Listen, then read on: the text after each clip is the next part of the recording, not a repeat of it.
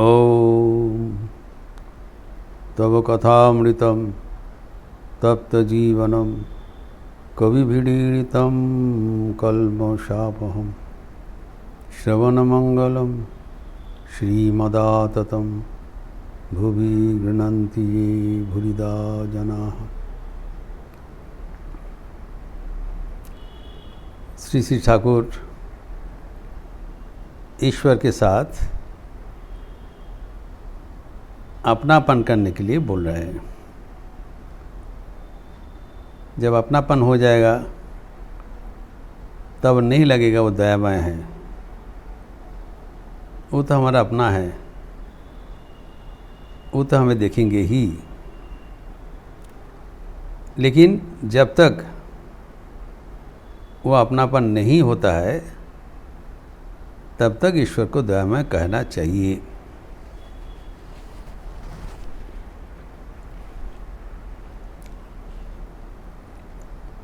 तो हजरा महाशय जो नरेंद्रनाथ को सिखाया, ईश्वर तो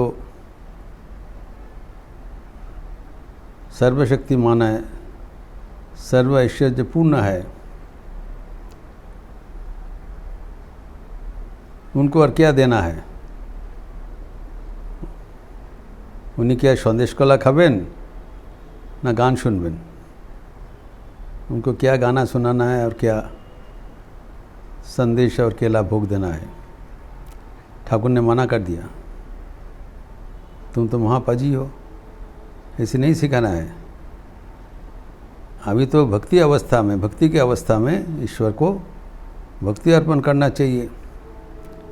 यद्यपि भगवान षडैश्वर्यपूर्ण है तथापि वे भक्ताधीन है। भक्ति अवलंबन करके जब भगवान के साथ अपनापन हो जाएगा, भगवान को प्राप्त कर लेंगे, तब ये सब जरूरत नहीं होगा, तब तक चाहिए होगी। तो भगवान कैसे भक्ताधीन है उदाहरण से बताया, जिसे हम लोग चर्चा किया। भगवान दुर्योधन के सभा में जाकर उनके राजभोग प्रत्याख्यान कर दिया। उसमें भक्ति नहीं था, घमंड था। जबकि विदुर के घर में जाके विदुर का खुद लिया था, विदुर का दिया हुआ चावल वो भी ले लिया। और जैसे कहा गया, विदुर का पत्नी भक्ति के आतिशय्य में केले के बदले केले के छिलका भी दे दिया, वो भी ले लिया भगवान, क्योंकि भक्ति लेते हैं, वो भक्ति ग्रहण करते हैं।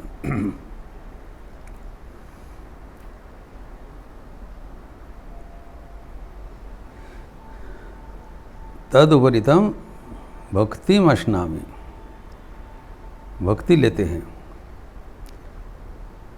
अभी और एक उदाहरण देते हैं ठाकुर, बड़ा रोचक ढंग से ठाकुर व्याख्यान कर रहे हैं।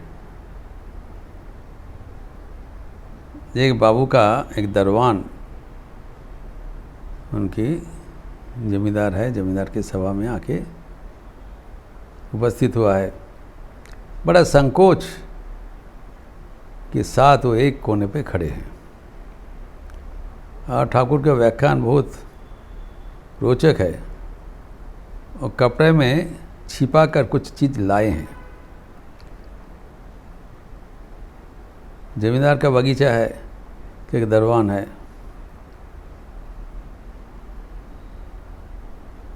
तो जमींदार देख रहे हैं एक कोने पे खड़े हैं संकोच होके, तो कहते हैं कि तुम कुछ बोलने के लिए आए हो, तुम्हारा वो कपड़ा में क्या छिपा हुआ है, जरा दिखाओ। तो बड़ा संकोच से वो दिखा रहे हैं। एक आता है नेचन, एक शरीफा लेके आए हैं, वो भी बाबू का बागीचा का ही शरीफा है, बाजार से नहीं लाया। बाबू का बागीचा का ही शरीफा बाबू को देने के लिए लाए हैं। तो बाबू क्या कह रहे हैं, बहुत तारीफ़ किया, अच्छा इतना अच्छा शरीफा लाए हो, बहुत सुंदर आता, तो उन्हीं का ही चीज़ वही तारीफ कर रहे हैं। लेकिन जो भक्ति सहकार जो दे रहे हैं, भक्ति का तारीफ हो रहा है, ना कि शरीफा का। The gatekeeper has brought that custard apple to be presented to the owner. It belongs to him. Ganga जल है, गंगा पूजा, उनका कुछ नहीं है, उनका है भक्ति। वही विचार जो है, और भगवान अत्यंत प्रशंसा के साथ, तारीफ करके साथ उसको लिया, बोले ठीक है, ग्रहण किया, तो दरबार कृतार्थ हो गया। उसी तरह हम भगवान को सृष्टि का ही चीज़, बाहर का तो चीज़ नहीं है, उन्हीं का चीज़ उन्हीं को अर्पण करते हैं। लेकिन भगवान उसको हमारा भक्ति के साथ दिया हुआ चीज़ बड़ा प्रेम के साथ ग्रहण करते हैं। इसको होना चाहिए, इससे हमारा भगवान के साथ भक्ति का रिश्ता बढ़ता है और धीरे धीरे हम भगवान को अपना लेते हैं। इस तरह जब हमारे रिलीफ का, मठ मिशन का रिलीफ का जो त्राण सेवा का कार्य होता है, उस समय में हम लोग गरीबों का, आर्तों का सब चीज़ वितरण करते हैं, दाल चावल, खाने का चीज़, वस्त्र, धोती साड़ी, कंबल, बर्तन इत्यादि। तो एक बार एक रिलीफ टीम जा रहा था बेलूर मठ से, तब बाबूराम महाराज स्वामी प्रेमानंद जी उनको बुलाया और उन्होंने बताया, पूछा, बाबूराम पूछा, तुम लोग कहाँ जा रहे हो? तो हम लोग रिलीफ करने के लिए जा रहा हूँ, कोई जगह में दह गया, बाढ़ आ गया, बड़ा विपत्ति हो गया, मैं दे रहे हैं, क्या क्या दोगे? तो लोग बड़ा उत्साह सहकार बताया, हम लोग चावल देंगे, हम लोग दाल देंगे और कपड़ा देंगे, कंबल देंगे। तो बाबूराम महाराज कह रहे हैं, ये तो तुम लोग तो नहीं दोगे, ये तो भक्तगण दिया है, तुम लोग वितरण करोगे, तुम लोग क्या दे रहे हो? तो तब साधु ब्रह्मचारी पूछा, महाराज हम लोग क्या देंगे, हम लोग का जो दिया हुआ चीज़ वितरण में नहीं, तुम लोग का भी कुछ देना पड़ेगा। तो बोला हमारे ओर से क्या देंगे? तब बाबूराम महाराज सिखाया, नहीं, तुम लोग श्रद्धा सहकार दोगे, तुम लोग का जो प्रेम से उसको अर्पण करोगे, श्रद्धा सहकार अर्पण करोगे, आपने मन का भावना से अर्पण करोगे, शिव ज्ञान से जीव सेवा हो रहा है, ये भक्ति सहकार तुम अर्पण करोगे, वही तुम्हारा देन है। ये तो गैर है, दिस इज सेकेंडरी, वही तुम्हारा देना है। वो अगर दोगे तभी तुम्हारा ये दान सार्थक होगा। यही भक्ति का मूल रहस्य है। इसका आगे ठाकुर कहते हैं कि ब्रह्मज्ञानी का और एक लक्षण है पिशाचवत। पूर्ण ज्ञानी पिशाचवत कभी कभी व्यवहार करते हैं। शुचि अशुचि बोध नहीं है, सर्वत्र ब्रह्म दर्शन कर रहे हैं, कहीं पर तो अपवित्र भाव दिखाई नहीं पड़ रहा है। लेकिन साधारण व्यक्ति उसका व्यवहार अपने बुद्धि विचार से समझ नहीं पाएंगे, क्योंकि उनकी दृष्टिभंगी इनका दृष्टिभंगी अलग है।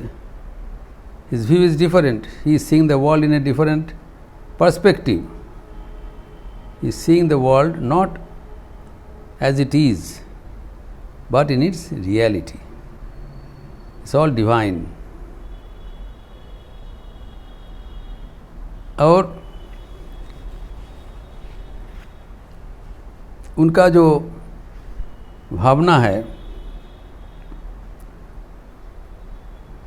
ठाकुर कहते हैं पूर्ण ज्ञानी और पूर्ण भक्त एक किस्म का दिखाई पड़ेगा।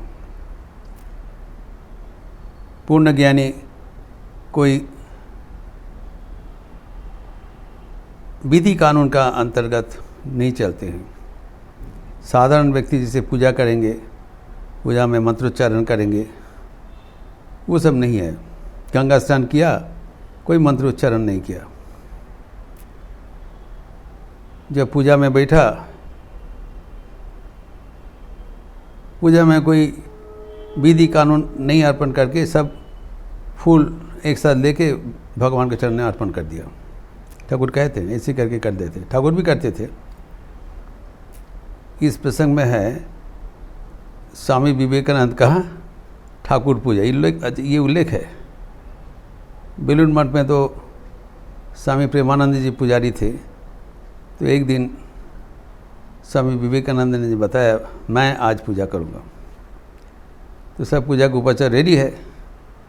तो स्वामी जी पूजा का आसन में बैठ गया। उस समय में पूजा पुराने मंदिर में 2nd फ्लोर में था, अभी भी है, उसमें पूजा नहीं होता है।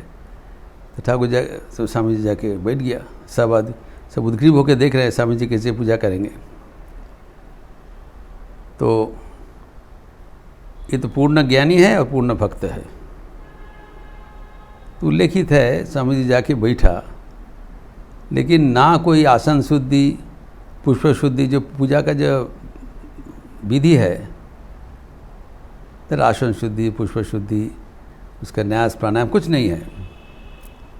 आके बैठ गया और सब फूल उधर है और जाके गंभीर ध्यान में निमग्न हो गया। और उसके बाद ध्यान भंग होने के बाद सारे फूल लेके चंदन लगा के ठाकुर के चरण में एक साथ अर्पण कर दिया। कहते लो यार, बंधु भावना से लो, तुम्हारा चीज़ ले लो, करके प्रणाम करके उठ गया। समझे अरे तज्जुब है, कैसे पूजा हुआ? यही है असलियत पूजा, यह है प्रेम का पूजा, जिसमें कोई विधि निषेध, कोई फॉर्मेलिटी नहीं है, इनफॉर्मल। तो भगवान के साथ जब इस इनफॉर्मल भी संपर्क होगा तभी वहाँ का प्रेम दिखाई पड़ेगा। जैसे नंद बाबा का वहाँ श्री कृष्ण है, श्री कृष्ण नंदों का जो बैठने का पीढ़ी, लकड़ी का पीढ़ी माथे पर लेकर जा रहे हैं।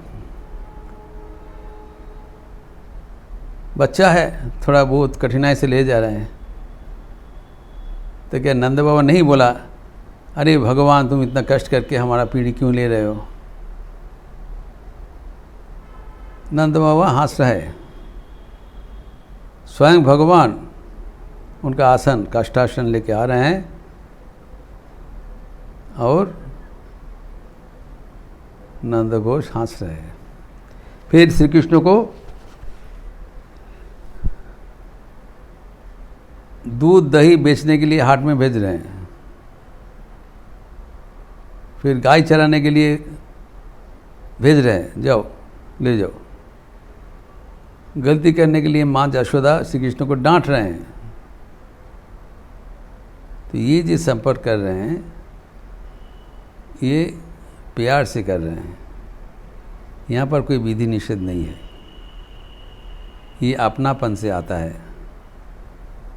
आखिर में भगवान के साथ हमारा यही अपनापन होना चाहिए। ये लक्ष्य है, लेकिन जब तक हम लक्ष्य में नहीं पहुंचेंगे तब तक हमें भगवान के साथ भक्ति का रिश्ता हमें रख के चलना पड़ेगा। और भगवान वो भक्ति के लिए कातर रहता है। ठाकुर कहते भक्ताधीन, वो स्वराट विराट है, लेकिन भक्त के लिए वो छोटे हो जाते हैं।